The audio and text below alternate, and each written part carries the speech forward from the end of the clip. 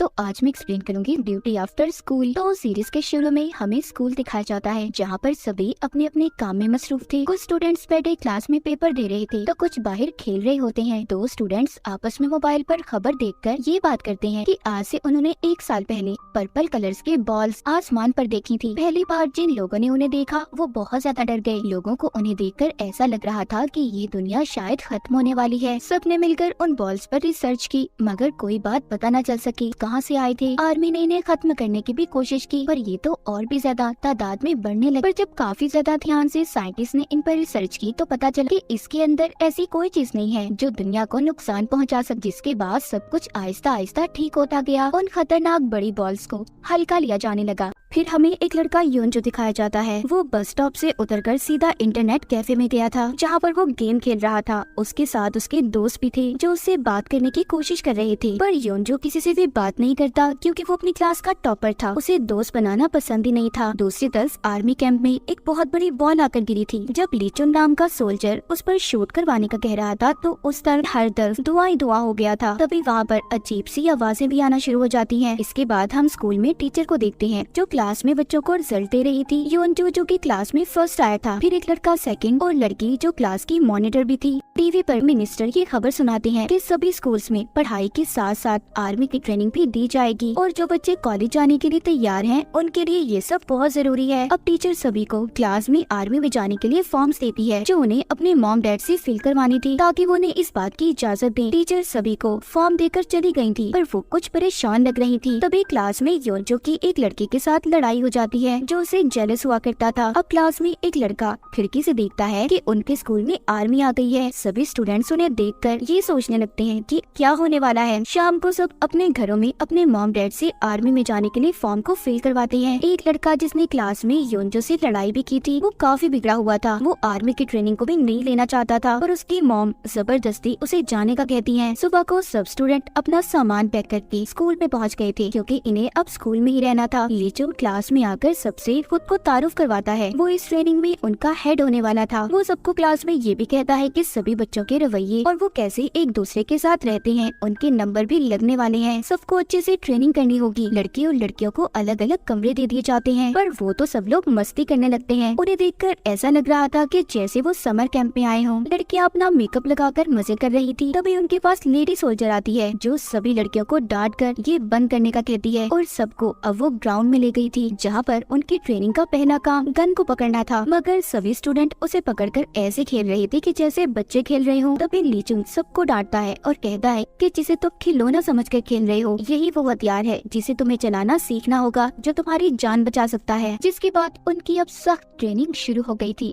सब students training कर कर थक गए थे। कुछ बच्चे तो बहुत खुश थे पर कुछ बहुत ज्यादा रो गए। हमें यहाँ पर नहीं रहना, हमें वापिस से घर जाना है। यहाँ पर फोन लाना भी मना था पर वही लड़का जो आर्मी की ट्रेनिंग में आना नहीं चाहता था वो छुपाकर अपने साथ फोन को ले आया था। वो सबको एक वीडियो दिखाता है जिसमें आर्मी वाले सब जानवरों को मार रहे थे। ये सब देखकर इनका एक दोस्त कहता है ऐसा तो तभी होता है जब शहर में कोई वायरस फैला हो। सारे खतरनाक जानवरों को मार दिया जाता ताकि वो लोगों पर हमला न कर सके। इसका मतलब कोई जंग होने वाली है। योंजो जो इस कमरे से बाहर जा रहा था तभी यहाँ पर सोल्जर लीचुन आता है। वो कहता है तुम ऐसे अकेले बाहर नहीं जा सकते, तुम्हें जो करना है यहीं पर रहकर करना होगा। यहाँ पर योंजो उस लड़के के बारे में भी लीचुन को बता देता है जो फोन लेकर आया था। इस बात पर लीचुन उसे बहुत डांटता। अब जब सब बताकर योंजो बाहर जा रहा था तो वो लड़का भी उसके पीछे आता है ताकि वो उससे अपने फोन का बदला ले सके। तभी इनके पास बहुत बड़ी बॉल आकर गिरती है। उसमें से एक मॉन्स्टर बाहर आया था जो दिखने में काफी बड़ा था। वो एक ही दम योंजो को पकड़कर आहिस्ता आहिस्ता खा जाता है। वो मॉन्स्टर क्रिएचर दूसरे लड़के को भी पकड़ने वाला था पर यहाँ पर लीचुन आ जाता है जो उसे बचा लेता। देखते ही देखते वो क्रिएचर मॉन्स्टर दोबारा से बॉल में बदल गया। अब जब ये बात इनके टीचर को पता चलती है तो वो बहुत परेशान हो गई थी। लीचुन टीचर से कहता है कि आपको ये बात छुपानी होगी। बॉल से निकलने वाले क्रिएचर ने एक स्टूडेंट को खा लिया। अगर किसी को भी इस बारे में पता चला तो सब बहुत परेशान हो जाएंगे। सबसे यही कहेंगे कि योंजो अपने घर वापस चला गया है।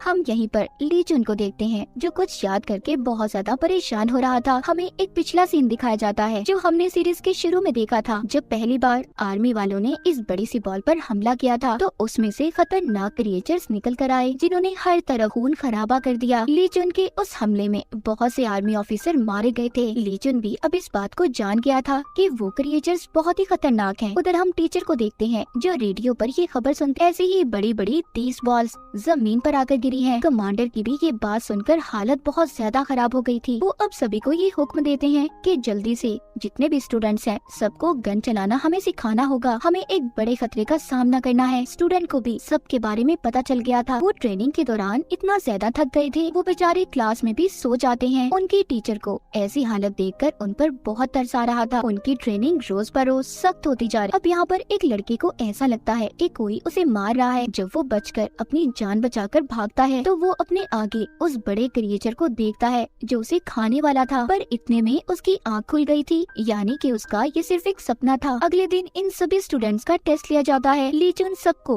गन को असेंबल जोड़ने का कहता है। सभी स्टूडेंट्स बहुत अच्छे से इस टेस्ट को पास कर लेते हैं, पर एक लड़की यहाँ पर गन को जोड़ नहीं पा रही थी। सुबह से शाम हो जाती है पर वो नहीं कर पाती, इसीलिए सबके सब उसे यहाँ पर बहुत बुरा भला कहने लगे थे। पर यहाँ ली जुन सबसे कहता है कि तुम्हें ऐसा नहीं कहना चाहिए। जंग में हमेशा कोई अकेला नहीं लड़ता, ग्रुप्स में होते हैं सब, और तुम्हें हर अपने उस साथी का साथ देना होगा जो कमजोर हो। अगर ऐसा नहीं करोगे तो तुम सब मारे जाओगे। इसके बाद सब लोग खाना खाने चले जाते हैं। एक लड़का उस लड़की के बारे में ये कहता है कि हमें उसे सिखाना होगा जो वो बेचारी नहीं कर पा रही। उधर दूसरी तरफ वो बॉल्स जिसमें से क्रिएचर ने निकलकर योंजो को खा लिया था, उसके इर्द गिर्द एक बाउंड्री दीवार बना दी जाती है ताकि अब अगर दोबारा वो एलियन क्रिएचर उसमें से निकले तो किसी को भी नुकसान न पहुंचा सके। इसके बाद आर्मी वाले सभी स्टूडेंट्स को गन चलाने के लिए शूटिंग वाली जगह पर ले जा रहे थे। जब सभी शहर में से गुजरते हैं तो देखते हैं कि सारा शहर वीरान था। उन्हें कोई भी नजर नहीं आ रहा था क्योंकि आर्मी वालों ने सभी लोगों को एक महफूज जगह पर भेज दिया था। वो रास्ते में एक बहुत बड़े गड्ढे को देखते हैं जिसमें वही बड़ी पर्पल बॉल आकर गिरी थी। जब ये लोग अब वापस आ रहे थे तो ली जुन रास्ते में सभी चीजों को बिखरा हुआ देखता है। उसे खतरा नजर आ रहा था। वो सभी स्टूडेंट को कहता है कि कोई भी यहाँ से नहीं हिलेगा। वो अपने साथी सोल्जर्स को लेकर चेक करने के लिए चला जाता। अब क्योंकि ली जुन स्टूडेंट के पास नहीं था, इस बात का फायदा उठाकर दो लड़के एक दुकान में खाने पीने का सामान लेने चले गए थे। जब उनके बारे में टीचर को पता चलता है तो वो ली जुन के साथ अब उन्हें ढूंढने गई थी, जिसके बाद सब स्टूडेंट इधर उधर बिखर गए थे। उधर एक लड़की जो अकेली कहीं पर जा रही थी, वो जब रास्ते से एक गन उठाने लगती है, उसके साथ कटा हुआ हाथ था जिसे देखकर वो काफी डर गई थी और चीख मारती है। सब अब उसके पास आ गए थे, हर तरफ खून था, सब डर रहे थे। टीचर जब थोड़ा सा आगे जाने लगती है तो एक स्टूडेंट उन्हें रोकता है और कहता है क्या पता ये वही क्रिएचर हो जिसने योंजो को खा लिया था। जो पहले सब ये समझ रहे थे कि वो घर जा चुका है, मगर अब सभी को ये बात पता चल गई। सब स्टूडेंट्स उसके मरने के बारे में जानकर अब बहुत ज्यादा डर गए थे। अचानक से वहाँ पर छोटे छोटे क्रिएचर्स आने लगे थे। टीचर उन्हें यहाँ से भागने का कहती है और गन लेकर उन्हें मारने लगती है, मगर एक क्रिएचर बहुत ही बेरहमी से टीचर को मार देता है। वहाँ पर सोल्जर भी आ जाते हैं जो उन क्रिएचर्स का मुकाबला करते हैं। क्रिएचर्स ने एक सोल्जर को भी मार दिया था, उसकी गर्दन जिस्म से अलग हो जा। भागते भागते इसी चक्कर में सब अलग हो गए थे। कुछ तो मॉल में छुप गए थे, पर वहाँ पर भी क्रिएचर्स थे। एक लड़का जब भाग रहा था तो उसका पैर एक लड़की पकड़ लेती है जो जख्मी थी। वो उससे मदद मांग रही थी, लेकिन इतने में क्रिएचर आकर उसे मार देता है।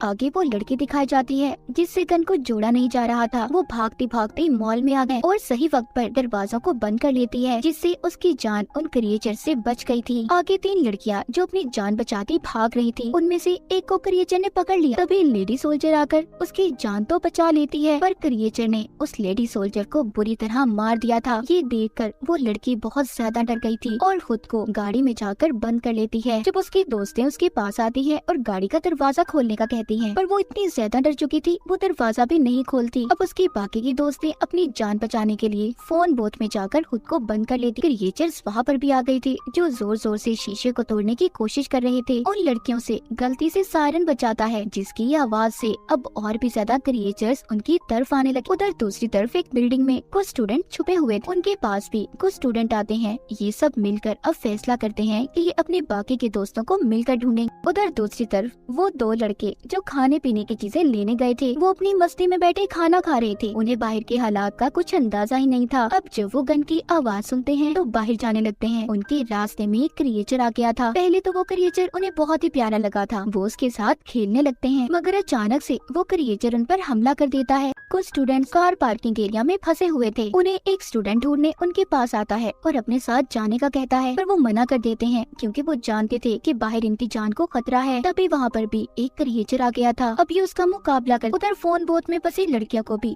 ली चुन ने बचा लिया था। जब एक क्रिएचर ली चुन पर हमला करने वाला था तो दूर खड़ी लड़की जो निशाने लगाने में पहले से माहिर थी, वो उस क्रिएचर को मारकर ली चुन की जान को बचा लेती है। सभी स्टूडेंट्स अब उसी जगह पर इकट्ठे होते हैं जहाँ से ये लोग अलग हुए थे। वहाँ पर वो जब कुछ सोल्जर्स और टीचर की लाश को देखते हैं तो सभी बहुत ज्यादा दुखी थे, बहुत रो रहे थे। लीचन उन्हें यहाँ पर सब कुछ सच बताता है। कहता है, ये बॉल्स जिनके बारे में आप लोग जानते हैं, इनमें छोटे एलियंस क्रिएचर्स हैं जो इंसानों को खाते हैं और इन्हीं सब का मुकाबला करने के लिए आप सबको ट्रेनिंग दी जा रही है। ये सुनकर तो सभी की हालत बहुत ज्यादा खराब हो गई थी। तभी वहाँ पर एक आहट होती है। सबको भी ये लग रहा था कि वहाँ पर क्रिएचर दोबारा से आ गए हैं। लीचन जब उस तरफ गन करता है तो वहाँ पर वो ही तो लड़के थे जो खाने के लिए सामान लेने गए थे। अब सभी से वापस स्कूल में आ जाते हैं जहाँ पर बाकी के स्टूडेंट्स ट्रेनिंग कर रहे थे। वो इनकी ऐसी हालत देखकर हैरान होते हैं। वो जानते ही नहीं थे कि इनके साथ हुआ क्या था। हमें यहाँ पर लीचन का एक फ्लैशबैक दिखाया जाता है, एक पुराना सीन जहाँ पर उसके सीनियर ने उससे ये कहा था कि एक बॉल में इतने क्रिएचर्स थे कि उन्होंने हमारी आधी आर्मी को खत्म कर दिया। तो सोचो अगर एक साथ उन बॉल्स का हमला हम पर हुआ तो क्या होगा, क्या करेंगे हम। इसीलिए हमें स्कूल में पढ़ने वाले बच्चों को भी ट्रेनिंग देनी होगी। तब भी ली चुन ने इस बात से इनकार किया था क्योंकि वो मासूम बच्चों की जान को खतरे में नहीं डाल सकता था। मगर अब इनके पास कोई और रास्ता भी नहीं था। दोबारा हम प्रेजेंट मौजूदा सीन को देखते हैं जहाँ पर अब सब स्टूडेंट्स बहुत परेशान थे।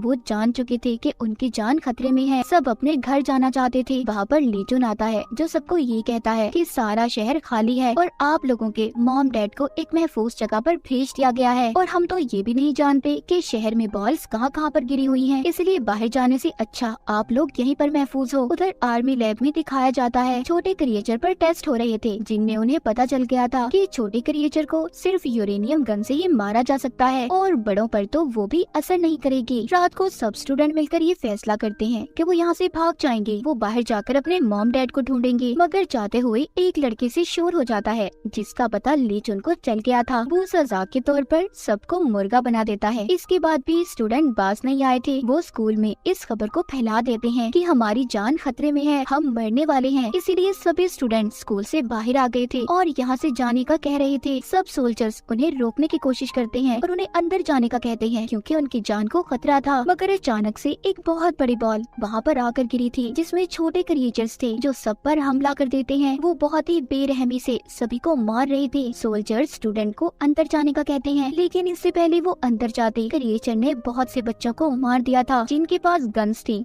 वो तो बच रहे थे। बहुत से स्टूडेंट और सोल्जर्स इन क्रिएचर्स के हमले में मारे गए थे और जो लोग बचे थे उन्होंने खुद को स्कूल में बंद कर लिया और अपने दोस्तों की मौत को देखकर बहुत रो रहे थे।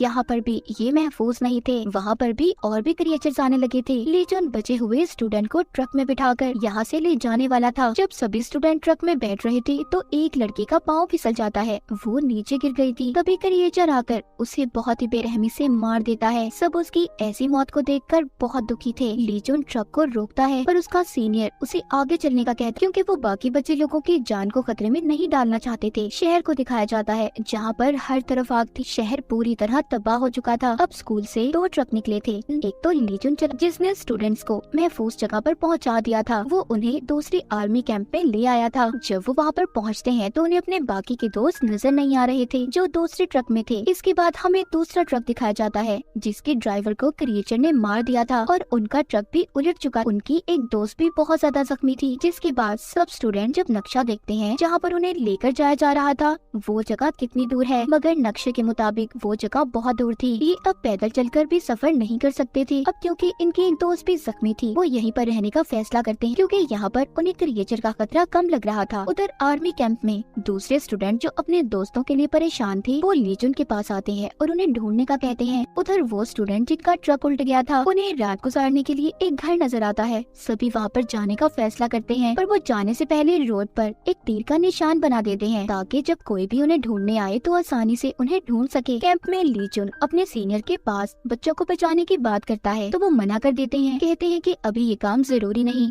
जिस बात पर ली जुन को बहुत गुस्सा आ गया था, वो अब अपने कमांडर के पास जाता है और सारी बात बता देता है कि सीनियर चाहते हैं कि हम यहीं पर रहें और बाकी के बच्चों को बचाए ही ना। पर ये बात सुनकर कमांडर कहता है कि नहीं, हमें उन्हें बचाना होगा। वो अपने एक सोल्जर के पास जाता है जिसके पास ट्रक की चाबियां थी। वो बातों में लगाकर उससे चाबियों को चुरा कर ली जुन को दे देते हैं ताकि वो बाकी के स्टूडेंट को भी बचा सके। जब ये बात कैंप में बाकी के बच्चों को पता चलती है तो वो भी अब ली जुन के साथ जाना चाहते थे। उधर दिखाया जाता है जो लड़की जख्मी थी, ये अब उसके लिए घर में दवा ढूंढते हैं। इन्हें वो मिल भी जाती है। तभी वहाँ पर एक लड़की को खाने के लिए चिप्स का पैकेट मिला था, तो लालच में आकर उस चिप्स के पैकेट को छुपा लेती है ताकि किसी और को उसे ना देना पड़े। अब वो लड़की जो चिप्स को छुपाकर खा रही थी, वो देखती है एक क्रिएचर उसे छुपकर देख रहा था। ये देखकर वो भागती है। बाकी के स्टूडेंट भी उसे देखकर भागने लगे थे। खुद को उन्होंने घर में बंद कर लिया था। वो सोच रहे थे कि वो क्रिएचर से बच गए, मगर वो तो हर जगह से अंदर आने की कोशिश कर रहा था। पर वो ये सोचकर थोड़ा सुकून में थे कि यहाँ पर सिर्फ एक ही क्रिएचर है। उन सब ने खुद को एक कमरे में बंद कर लिया था, मगर वहाँ की खिड़की टूटी हुई थी, इसीलिए वो एक अलमारी लगाकर वहाँ का रास्ता भी बंद कर देते हैं ताकि वहाँ से भी क्रिएचर अंदर न आ पाए। उधर ली जुन जो ट्रक लेकर इन्हें ढूंढने आ रहा था, तभी वो पीछे से शोर सुनता है जो कि ट्रक में बैठे स्टूडेंट्स का था। वो भी अपने दोस्तों को इसके साथ ढूंढने आए थे। ली जुन उन्हें मना करता है और कैंप में वापस जाने का कहता है, मगर वो इसे जाने से मना कर देते हैं और कहते हैं नहीं, हम किसी भी कीमत पर वापस नहीं जाएंगे और हम आपके साथ अपने दोस्तों को बचाना चाहते हैं। ली जुन को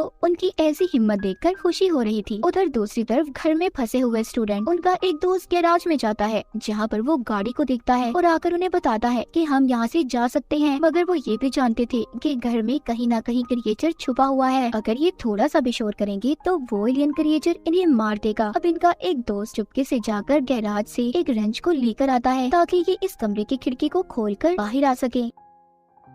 ये घर में एक कमरे में मूवी को चला देते हैं और वो इस शोर से यहाँ पर आ जाए। एक किस्म का वो क्रिएचर का ध्यान भटका रहे थे। अब वो जल्दी से खिड़की को खोलकर निकल जाते हैं, पर वो क्रिएचर बहुत ही चालाक था, उसे पता चल गया था, इसीलिए वो इनका पीछा करता है। अब ये इस बात को भी जानते थे कि सब के सब यहाँ से बचकर नहीं जा सकते, किसी एक को यहीं पर रहकर कुर्बानी देनी होगी। यहाँ पर जख्मी लड़की को वो छोड़ने की बात करते हैं, मगर वो बेचारी नहीं रुकना चाहती थी, इसीलिए अब ये यहाँ पर एक गेम खेलते हैं कि जिसके हाथ में सबसे छोटी स्टिक आएगी वो यहीं पर रहकर क्रिएचर का मुकाबला करेगा और बाकी के लोग चले जाएंगे। अब एक लड़के के हाथ में छोटी स्टिक आती है जिसको वो दिखाते हुए डर रहा था, क्योंकि उसे डर था कि अगर उसने ऐसा किया तो ये सब उसे यहीं पर छोड़कर चले जाएंगे। ये देख दूसरा लड़का अपनी स्टिक को तोड़ देता है और सबसे ये कहता है कि मैं यहीं पर रुकूंगा, तुम लोग जाओ यहाँ से। सबको उसके लिए बुरा तो लग रहा था, पर फिर भी सब चले जाते हैं। अब एलियन उस लड़के के पीछे था और वो अपनी जान बचाता भाग रहा था। जब वो लड़का उस क्रिएचर से बचकर भाग रहा था तो यहाँ पर वो ही लड़का आ जाता है जिसकी इसने मदद की थी। उसने क्रिएचर को आकर फ्रीज कर दिया था, क्योंकि वो जानता था कि क्रिएचर को फ्रीज किया जा सकता है। और ये दोनों वही लड़के थे जो मार्केट में खाने के सामान को ढूंढने गए थे। उधर ली जुन भी स्टूडेंट के साथ उस जगह पर पहुंच जाता है जहाँ पर इन्होंने तीर के निशान को बनाया था। वो समझ गए थे कि सब यहीं पर कहीं न कहीं मौजूद हैं। उधर वो दोनों लड़के जब खुशी खुशी आ रहे थे तो पीछे से क्रिएचर दोबारा से ठीक होकर इन पर हमला करने लगता है, मगर वहाँ पर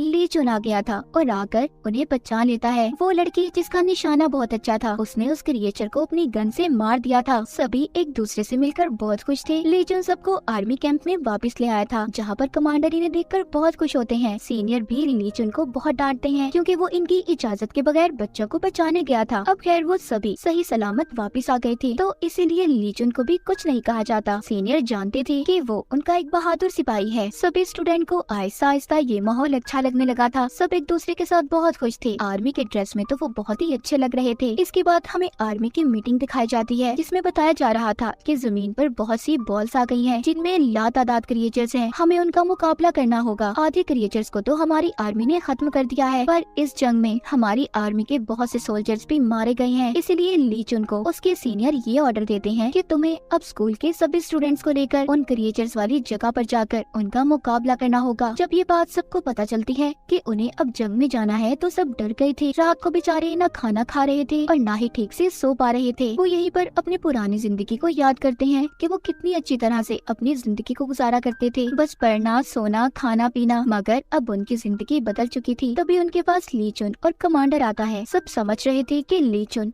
यहाँ पर उन्हें डांटने आया है, पर ऐसा नहीं था। वो तो इनके लिए मजे मजे के खाने बना कर लाया था, क्योंकि वो जानते थे कि परेशानी में किसी ने भी सही तरह से खाना नहीं खाया। सबका मूड अच्छा हो गया था, सभी मस्ती मजाक कर रहे थे। ली चुन यहाँ पर सबसे कहता है कि मैं नहीं जानता कि ये क्रिएचर्स की जंग कब तक चलेगी, मगर हाँ, मैं वादा करता हूँ कि आखिरी दम तक तुम लोगों का साथ नहीं छोड़ूंगा। ये सुनकर सभी इमोशनल हो गए थे। सुबह को जाने के लिए सब लोग तैयार थे। ली चुन सब स्टूडेंट को एक मशीन देता है, जिसके बारे में बताता है कि ये तुम्हें क्रिएचर्स के बारे में बताएगी कि वो तुमसे कितना दूर है। जब ये शहर में पहुँचते हैं तो रास्ते में बहुत सी टूटी फूटी गाड़ियों को देखते हैं। वहाँ पर इन्हें एक फ्रिज भी मिला था, जिसमें से ये कोल्ड ड्रिंक्स को निकाल कर पीने लगे थे। तभी ये अपने इर्द गिर्द कुछ महसूस करते हैं। इनकी मशीन भी आवाज देने लगी थी। इनमें से एक स्टूडेंट वहाँ पर पड़ी हुई गाड़ी खिलौने को दरमियान में फेंकता है, जिसकी जोरदार आवाज से क्रिएचर्स वहाँ पर आने लगते हैं और ये सब उन्हें शूट कर मार देते हैं। मगर कुछ क्रिएचर्स घरों में जाकर छुप गए थे। ये अब उन घरों में जाकर क्रिएचर्स को ढूंढकर उन्हें मारने का फैसला करते हैं। जब ये घरों में जाकर क्रिएचर्स को ढूंढ रहे थे, तो वहीं पर इन्हें एक लेडी सोल्जर मिलती है, जिसकी हालत बहुत खराब थी। वो जाने कब से वहाँ पर छुपी हुई थी। ये सब उसे बचाकर बाहर ले आए थे। उधर ली चुन को भी कुछ सोल्जर्स मिले थे, वो भी उन्हें बचाकर ले आता है। जिसके बाद सब स्टूडेंट उस लड़की के मरे हुए साथियों की लाशों को जमा करते हैं और ये सोच रहे थे कि अगर इनका ये हाल हो सकता है तो हम लोगों का क्या हाल होगा, हम इस जंग में बच पाएंगे भी या नहीं। जब सभी बैठकर खाना खा रहे थे, तो वो लड़की उठकर गन उठाकर अपनी जान लेने की कोशिश करती है। तभी उसके पास एक लड़की आकर उसे रोकती है, मगर वो लड़की बहुत रो रही थी और कहती है, मेरी वजह से मेरे साथियों की जान चली गई। वो मुझसे मदद मांग रहे थे, पर मैं अपनी जान बचाकर भाग गई और हमारा लीडर हमें छोड़कर चला गया। वो लड़की जो उसे रोक रही थी कहती है, अगर तुम्हारी जगह मैं होती तो शायद मैं भी यही करती। तभी वहाँ पर ली चुन आता है। उस लड़की को इतना गुस्सा आ रहा था, वो अब उस पर गन कर लेती है और कहती है कि तुम भी ऐसी हो, है ना? तुम भी हर लीडर की तरह इन्हें बीच रास्ते में छोड़कर चले जाओगी, क्योंकि हर लीडर ऐसा ही तो करता है। और ये कहकर वो लड़की गोली चला देती है। तभी वहाँ पर कमांडर ली चुन के आगे आ जाता है और गोली कमांडर को लग गई थी, मगर उनकी जान को भी कोई खतरा नहीं हुआ था। गोली सिर्फ उनके कंधे पर लगी थी।